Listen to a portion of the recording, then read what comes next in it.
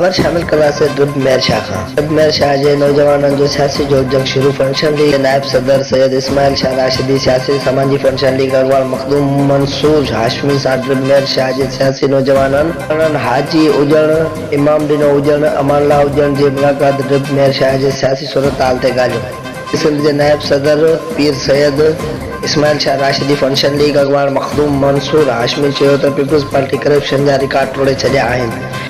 PP अवाम खे relief ॾियण बदिरां ग़रीबनि सां ज़ुल्म करे रही आहे। हाणे अवाम सुजाग थी चुकी आहे।